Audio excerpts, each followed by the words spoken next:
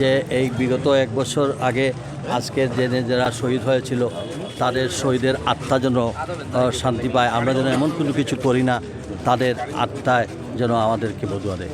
আমি মনে করি এই পরিকল্পিত ষড়যন্ত্রর দিকে সবাই সজাগ দৃষ্টি রাখা। এই যে ষড়যন্ত্র যেটা চলছে এই ষড়যন্ত্র আরও চলতে পারে। এখন পর্যন্ত দলের চেয়ারপারসন ইতিমধ্যে অনেকবার বলেছেন যে বাংলাদেশের কাউকেই কোথাও ওনারা কনফার্ম করেন নাই।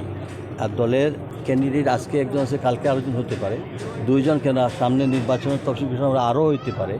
তো এটা তো দল বিবেচনা করবে। কেন হব সেটা বিগত দিনের আমার 47 বছর এই দলের জন্মলগ্ন থেকে এসেছি।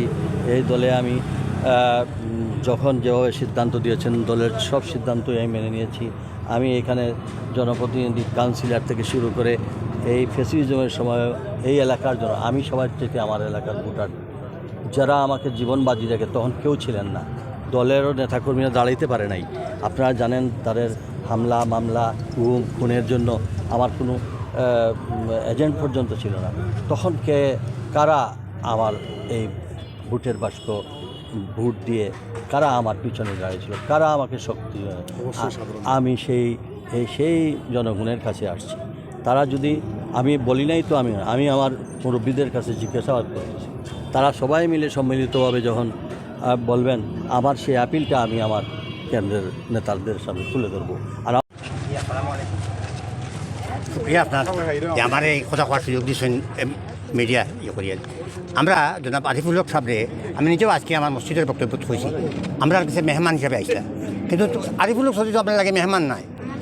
আরিফুল হক চৌধুরীর তার উঠা বসা সেই মেয়র নির্বাচন থেকে শুরু করে এই পর্যন্ত যত উন্নয়ন, বিশেষ করে শেখঘাট কেন্দ্রীয় জামে মসজিদে তার যে এই অবস্থান প্রায় ফার্স্ট বুথে যে উনি যদি এই সিলেট 1 আসনে প্রতিদ্বন্দ্বিতা করে প্রার্থী হয় তাহলে আমি আজকেও বলছি 18 বছরের নিচে কোনো ভোটারের বয়স নাই, উঠে আছে, সবার বিবেক খোলা আছে।